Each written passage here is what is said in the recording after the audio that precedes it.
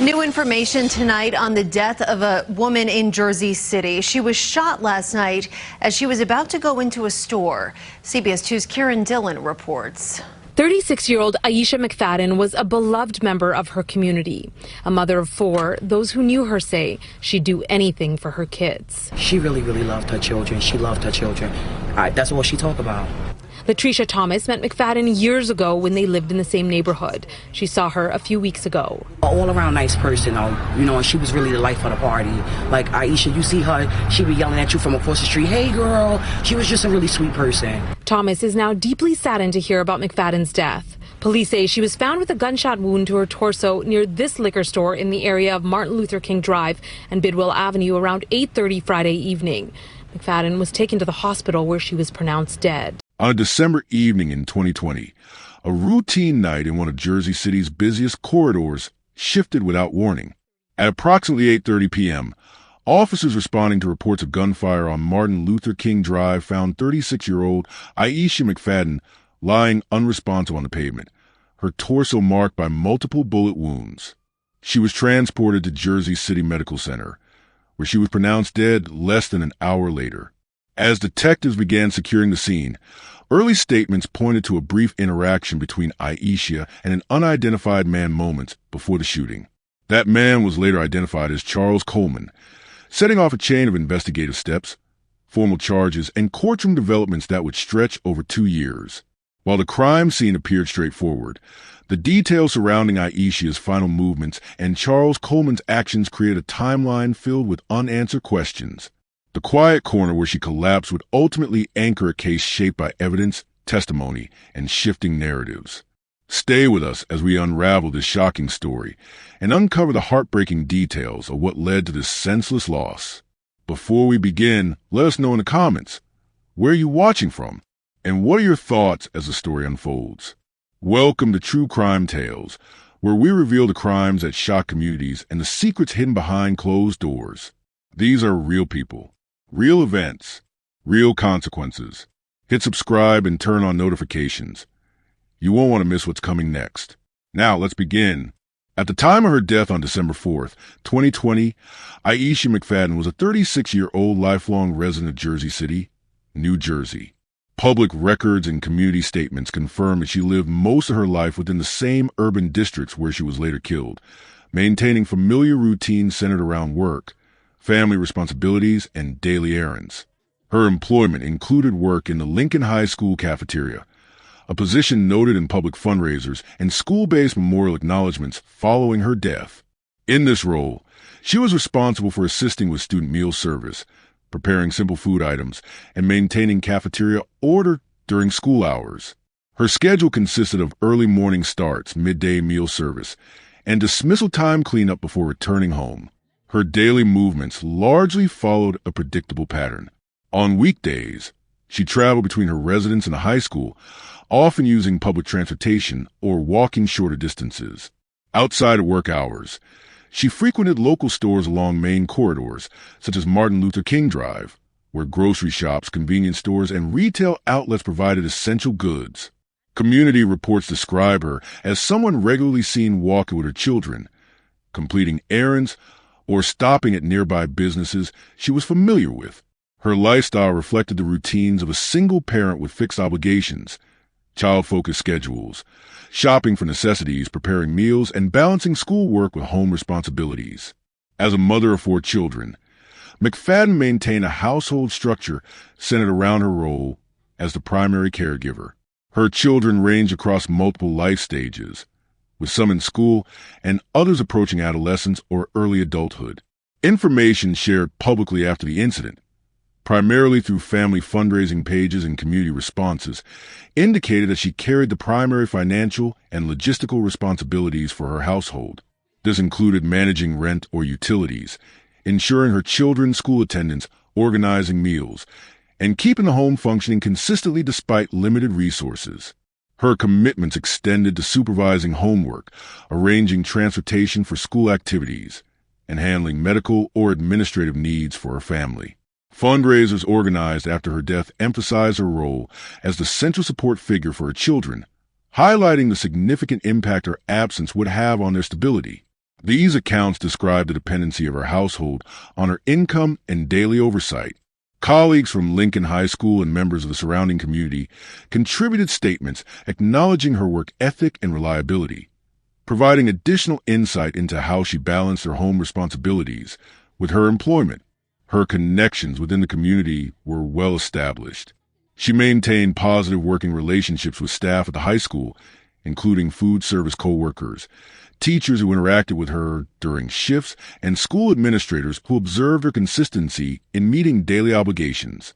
Within her neighborhood, she was familiar to store owners, cashiers, and local residents who encountered her frequently.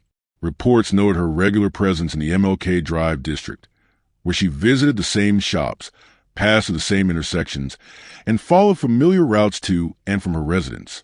Due to this pattern, many individuals in the area recognize her in passing, and some are able to identify her quickly following the shooting. The environment on the night of December 4th, 2020 provides critical context for understanding the events leading to the homicide. Between 8 o'clock and 9 p.m., the MLK Drive and Bidwell Avenue area maintained moderate to predictable activity levels for a winter evening. Streetlights were active along the corridor, though visibility was reduced because of the early darkness associated with the winter season. At that time of night, several small shops and convenience stores in the area remained open, including liquor stores and retail storefronts that typically had foot traffic before closing. Civilians were walking along the sidewalks, entering and exiting shops, or standing near store entrances. Multiple witnesses were present in the vicinity, giving investigators access to first-hand observations of the confrontation that preceded the shooting. The presence of pedestrians and store customers at the time created an environment with potential visibility of the incident despite nighttime conditions. The timing occurred during the COVID-19 pandemic, which had already altered crowd patterns and business operations. Some shops closed earlier than in prior years, while others allowed limited entry. Traffic was lighter than pre-pandemic norms, and police patrols in many districts operated under modified protocols due to shifting priorities and staffing changes. These combined factors contributed to altered street dynamics, though officers were still active in the Greenville area that evening. Earlier in the day, Aieshia McFadden's activities followed her typical routine. Reports indicate she spent part of the day performing local errands and may have been accompanied by one of her daughters during earlier stops near MLK Drive. Public accounts place her walking in the district shortly before the confrontation occurred. Her path positioned her within view of the nearby liquor store and adjacent shops as she moved along the sidewalk. At some point before 8:30 p.m., Thaddeus Williams, the individual later charged with her killing, entered the immediate area. Witness statements collected by investigators and reported in media outlets indicate that Williams approached McFadden in a manner that resulted in a brief interaction. Multiple witnesses describe an instance of unwanted physical contact, specifically an inappropriate touch, which prompted a verbal exchange between the two. The details of the words spoken have not been officially disclosed, but accounts consistently describe a short verbal confrontation following the physical contact. The interaction escalated rapidly. According to the reconstruction provided by investigators, Williams produced a firearm during or immediately after the brief argument. At approximately 8:30 p.m., gunshots were fired in McFadden's direction at close range. The number of shots reported varies across early accounts, but all confirm that she was struck in the torso, causing her to collapse on the sidewalk near the curb. Witnesses reacted immediately. Some individuals moved away from the gunfire, while others sought cover inside nearby stores. Several civilians who saw the shooting or heard the gunshots placed 911 calls within seconds, reporting a woman down in gunfire in the vicinity of MLK Drive and Bidwell Avenue. Police units were dispatched promptly based on these reports. When officers arrived, they found McFadden unresponsive, consistent with the location described by callers. The details of this sequence provided the initial framework for the homicide investigation, establishing the timeline and confirming the presence of multiple witnesses who observed both the interaction and the shooting. New information tonight on the death of a woman in Jersey City. She was shot last night as she was about to go into a store. CBS 2's Karen Dillon reports. 36-year-old Aieshia McFadden was a beloved member of her community. A mother of 4, those who knew her say she'd do anything for her kids. She really, really loved her children. She loved her children. That's what she talked about. Latricia Thomas met McFadden years ago when they lived in the same neighborhood. She saw her a few weeks ago. All-around nice person, and she was really the life of the party. Like Aieshia, you see her, she be yelling at you from across the street, hey girl. She was just a really sweet person. Thomas is now deeply saddened to hear about McFadden's death. Police say she was found with a gunshot wound to her torso near this liquor store in the area of Martin Luther King Drive and Bidwell Avenue around 8:30 Friday evening. McFadden was taken to the hospital where she was pronounced dead. Totally senseless, totally unnecessary. Chris Gadsden is the principal of Lincoln High School, where McFadden was a cafeteria worker. She had a great relationship with the kids of the building. She was just, a part of the school, like part of school culture. Gadsden says he's heard from members of the community that McFadden was here near this liquor store on Friday evening when she was approached by a man who then touched her inappropriately. An argument ensued that resulted in McFadden being shot. Gadsden, along with other community advocates, say more resources and protections are needed to keep women safe. She wasn't protected. Trying to protect herself is what got her killed. And that's sad as a black woman in America. So I think we have to do much better. In the meantime, the advocates and Latricia Thomas are praying for McFadden's 4 children. She's going to be missed by a lot of people because a lot of people loved her. The community members are hoping someone comes forward with information about the shooting so McFadden's family can find justice. In Jersey City, New Jersey, Karen Dillon, CBS 2 News. And we just received word from the Hudson County Prosecutor's Office that an arrest has been made in the fatal shooting. They have not yet identified the suspect, but say the man is from East Orange. The first emergency calls regarding gunfire on Martin Luther King Drive in Jersey City were received shortly after 8:30 p.m. Callers reported a woman lying on the ground near the intersection with Bidwell Avenue.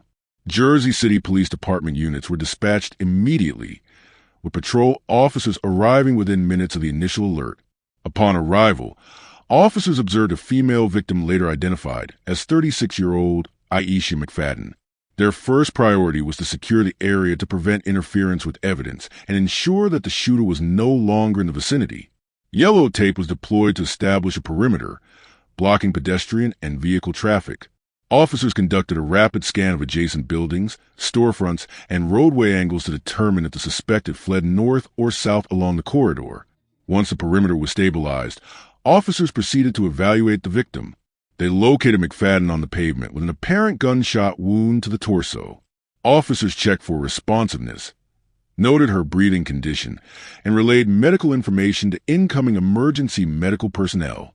Simultaneously, other officers began identifying witnesses who had remained at the scene. They separated individuals to prevent cross-contamination accounts and initiated brief preliminary interviews to establish the direction of the gunfire, the number of shots heard, and any description of the fleeing suspect. Several witnesses reported observing a short confrontation before the shooting. These early accounts would later form the basis for the suspect description. Emergency medical services arrived and conducted the first medical assessment. Responders documented McFadden's primary injury as a gunshot wound to the torso region. They evaluated her pulse, oxygen levels, and overall responsiveness. After stabilizing her sufficiently for transport, EMS placed her on a stretcher and loaded her into the ambulance for transport to Jersey City Medical Center. During transit, medical personnel attempted life-saving measures. Despite these efforts, hospital staff pronounced her dead at approximately 9:10 p.m. following further evaluation. This official pronouncement formally transitioned the case from a shooting incident to a homicide investigation under the Hudson County Prosecutor's Office. Back at the scene, officers continued documenting the area. They located and recovered shell casings from the roadway, marking each with evidence tags and photographing them in place before collection. The positions of the casings were noted for use in trajectory analysis and to determine the shooter's stance relative to the victim. Officers photographed the entire perimeter, including storefronts, sidewalks, curbs, and nearby vehicles. They continued interviewing witnesses, focusing on those who reported seeing the altercation or hearing the exchange preceding the gunfire. Street camera footage was requested from city-owned surveillance units positioned along the corridor, as well as from private businesses equipped with external cameras. Officers confirmed at this stage that McFadden was the only victim involved in the incident.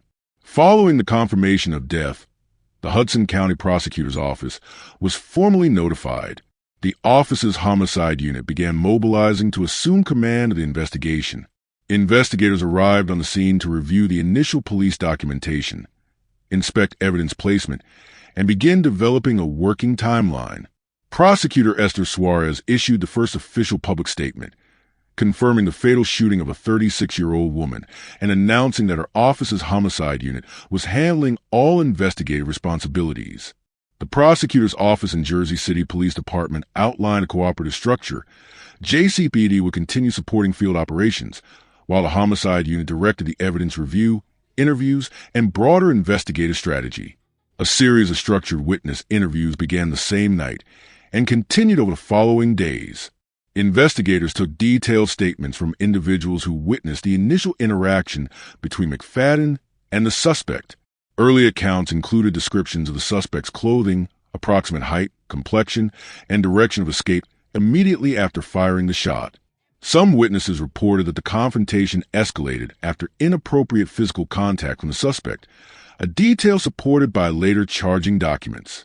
Investigators compiled all accounts into an organized timeline, noting consistencies and discrepancies. They also located additional individuals who had left the scene before police arrival, but returned after learning that the incident had resulted in a fatality. Parallel to these interviews, the investigative team prioritized securing surveillance footage. Requests were sent to businesses along Martin Luther King Drive, including grocery stores, liquor shops, and small retail establishments equipped with external cameras. Investigators also gathered footage from street-mounted municipal cameras positioned at nearby intersections. The team reviewed each angle to identify the suspect's approach, interaction with the victim, point of firing, and subsequent flight direction. Through this process, investigators identified a male individual visible in multiple camera angles whose clothing and build matched witness descriptions. Footage also captured his movement away from the scene immediately after the gunfire. In addition to witness accounts and video footage, investigators analyzed physical evidence. Ballistic experts examined the recovered shell casings to identify the caliber of the weapon used and to determine whether the casings matched any firearms connected to previous incidents. The specialists assessed firing trajectory, which helped confirm the shooter's likely position relative to McFadden at the time of discharge. They also evaluated the angle of impact on the victim's body, the distance between shooter and victim, and whether the discharge was consistent with the witness descriptions of a close-range incident. These combined findings, witness accounts, surveillance footage, ballistic data, and the documented confrontation, provided investigators with enough information to identify a primary suspect. The suspect was identified as Thaddeus Williams, with age reported across outlets between 37 and 39 years old.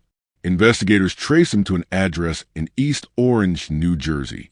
A background check was conducted, examining public records, previous arrests if any were formally documented, and any known associations relevant to the investigation.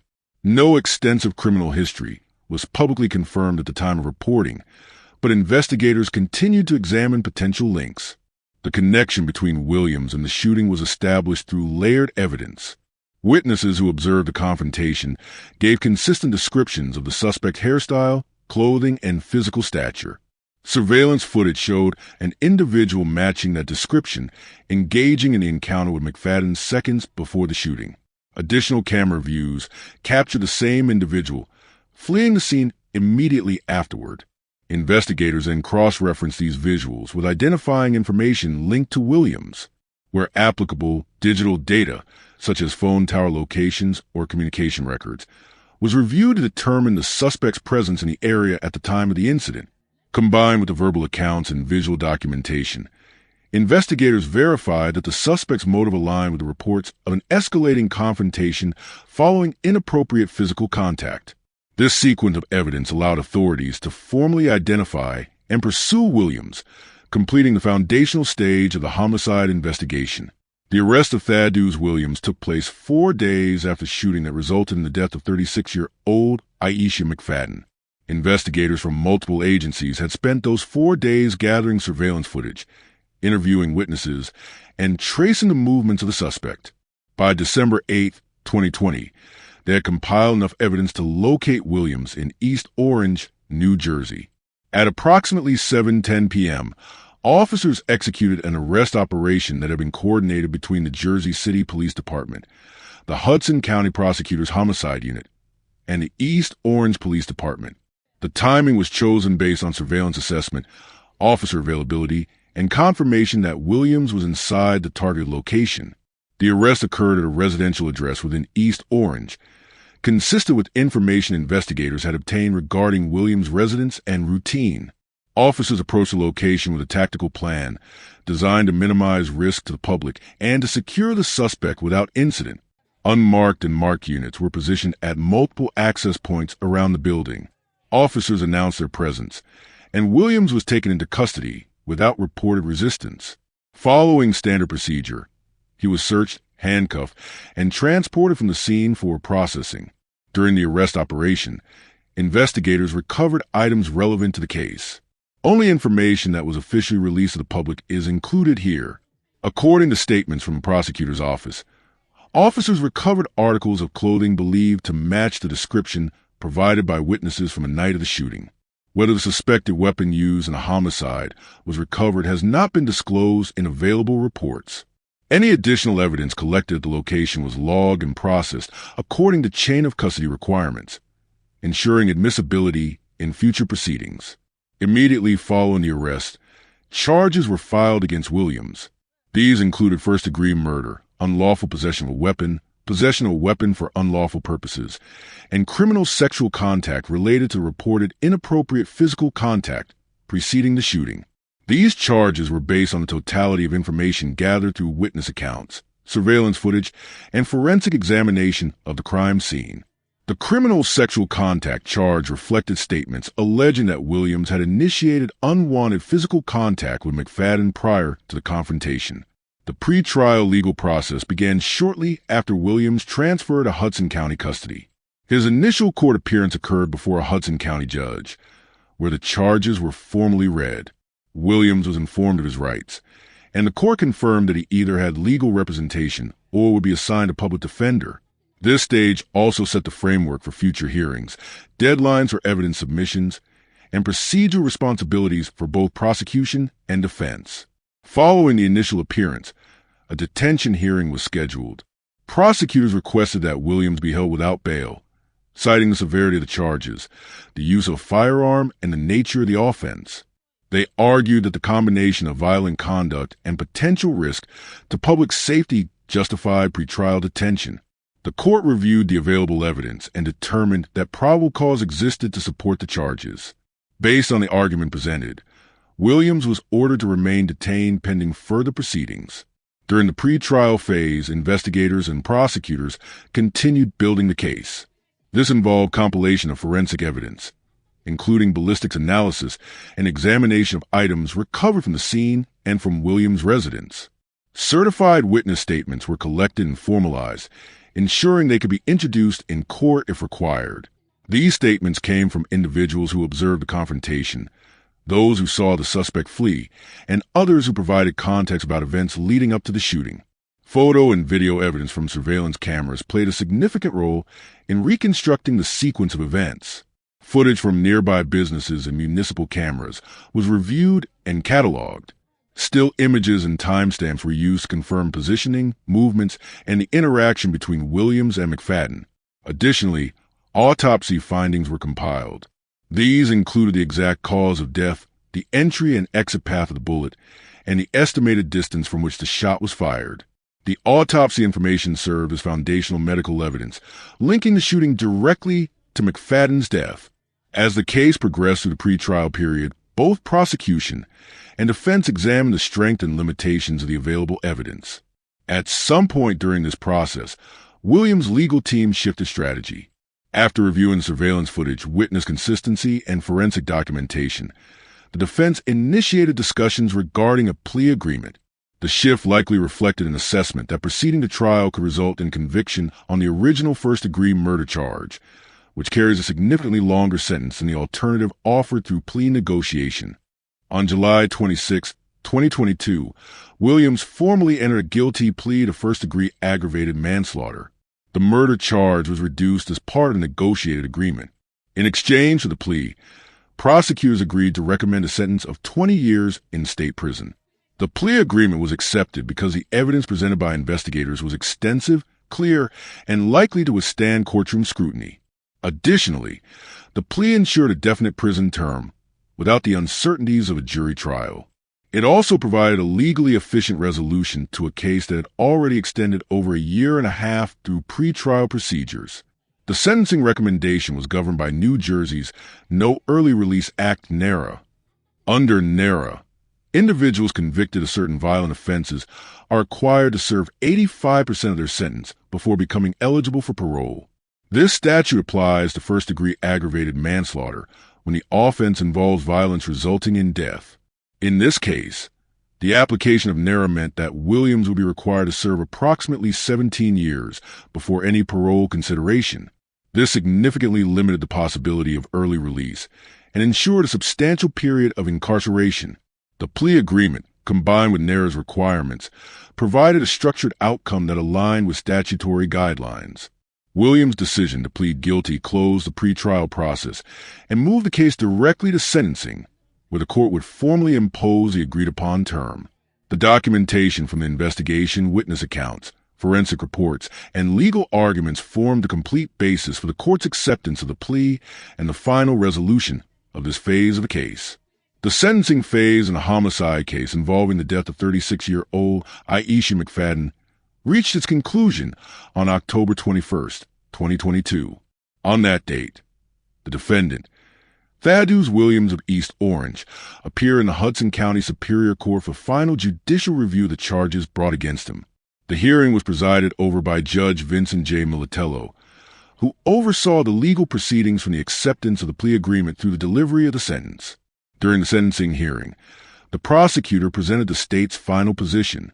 The court was reminded of the underlying facts of the case, including the confrontation on December 4, 2020, the shooting that followed, and the evidence supporting Williams' earlier plea to first-degree aggravated manslaughter. The prosecutor stated that the defendant's actions resulted in the death of a mother of four and outlined how the investigation, forensic findings, and witness accounts align with the charges that were ultimately accepted by the court. The statement emphasized that the violent act caused a permanent loss, and that the plea agreement reflected both the seriousness of the outcome and the certainty of a lengthy prison term under the No Early Release Act. Following the prosecution's remarks, the court moved to the sentencing itself. Judge Militello reviewed the terms of the plea agreement, which recommended a 20-year term in the New Jersey state prison system. This recommendation had been presented during the plea stage in July 2022 and was consistent with the statutory framework governing first-degree aggravated manslaughter. The judge affirmed that the sentence aligned with New Jersey sentencing standards and noted that Williams would be subject to the requirements of the No Early Release Act, known as NERA. Under NERA, individuals convicted of certain violent offenses must serve at least 85% of their imposed sentence before becoming eligible for parole consideration. In this case, the 20-year term meant that Williams would be required to serve approximately 17 years before any review by the parole board. The court provided a factual explanation of how NERA calculations are applied, clarifying that credit for time served and statutory credits are limited by the Act's restrictions. Williams was remanded to state custody to begin serving the sentence immediately. Courtroom records from the day reflect the standard procedural elements of the sentencing hearing. The prosecution summarized the evidence supporting the charges, the timeline of the investigation, and the rationale for the plea agreement. The defense's participation, as documented, focused primarily on the acknowledgement of the plea and the acceptance of sentencing terms rather than disputing the facts already established. Records do not indicate a lengthy statement from the defendant. Any remarks made were limited to procedural acceptance of the sentence. The court also provided the opportunity for statements from the victim's family, consistent with New Jersey's victim rights guidelines. Whether family members delivered oral statements or submitted written remarks is dependent on what was publicly recorded, but the proceeding made space for such input before sentencing was finalized. Outside of the courtroom, the case had a pronounced impact on McFadden's family. As a mother of four, her death created an immediate shift in the structure and stability of her household. Reports and public statements after the incident described the financial strain placed on her children and the challenges associated with the sudden absence of a primary caregiver. Community members organized fundraisers to support the family, helping provide financial assistance for living expenses, funeral costs, and other needs arising from the loss. These efforts were documented through local news coverage and fundraising platforms established in the weeks following the tragedy. The school community where McFadden worked also reacted to her death. She was employed in the cafeteria at Lincoln High School, and her absence was noted by colleagues and students who interacted with her daily. The school administration acknowledged her passing, and co-workers described her role within the building and the impact her death had on staff routines and student experiences. The incident led to internal discussions about safety, community violence, and support for staff affected by the event. Public commentary surrounding the sentencing reflected a range of responses. Some community members viewed the 20-year sentence as an appropriate legal outcome, given the plea agreement and the application of the No Early Release Act. Others questioned whether the conviction for aggravated manslaughter, rather than murder, accurately captured the severity of the incident. Conversations across social spaces also centered on the broader issue of violence against women, particularly in cases where confrontations arise after unwanted contact or advances. The circumstances of McFadden's death contributed to ongoing discussions about the risks faced by women in public spaces and the need for stronger community protections. Concerns about safety on Martin Luther King Drive were also part of the public reaction. The area had previously been the subject of neighborhood safety initiatives, community policing strategies, and discussions between residents and law enforcement. McFadden's death added to the ongoing scrutiny of violence in the Greenville section of Jersey City and became another reference point in debates about long-term solutions. The broader context of Jersey City violence during this period provides additional clarity. Local crime data indicated fluctuations in shootings between 2019 and 2021, with community policing programs active throughout the period. Multiple initiatives aimed at reducing street-level violence have been implemented, such as foot patrols, partnerships with anti-violence groups, and targeted enforcement zones. Despite these efforts, the area around MLK Drive continued to experience incidents, and McFadden's case reinforced the need for ongoing evaluation of these programs. The case also fits into a larger national pattern concerning gender-based confrontations. Across multiple jurisdictions, incidents have been documented where interactions escalate following unwanted advances or disputes. Analysts and advocates often reference these cases when discussing behavioral patterns and safety risks faced by women in public environments. The McFadden case aligns with these discussions without requiring speculation, as the initial contact reported by witnesses involved physical contact that preceded the altercation.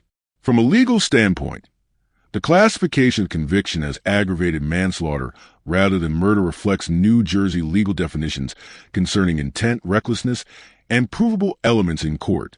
While public reception may associate the outcome with the severity of the event, the plea agreement considered both the evidence available and the likelihood of securing a conviction at trial.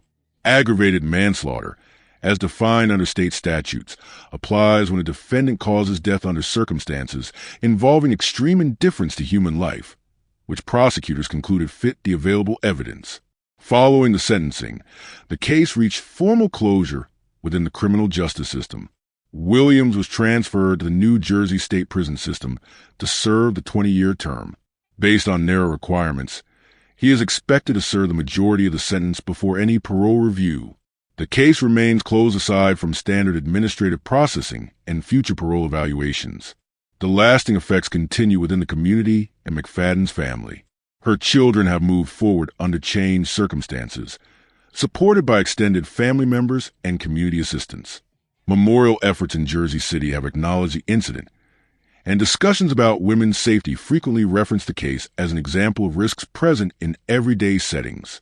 The case remains a documented part of recent Jersey City criminal history and continues to be cited in broader conversations about public safety and community response. If you found this story as gripping and heartbreaking as we did, don't forget to like this video and share it with others. And if you want to hear more true crime stories that uncover the mysteries behind these tragic events, Make sure to subscribe to our channel and turn on the notification bell. You won't want to miss our latest stories, updates, and discussions. Thank you for joining us on this journey to seek justice and explore the truth. Together, we can make a difference. Until next time, stay safe and stay aware.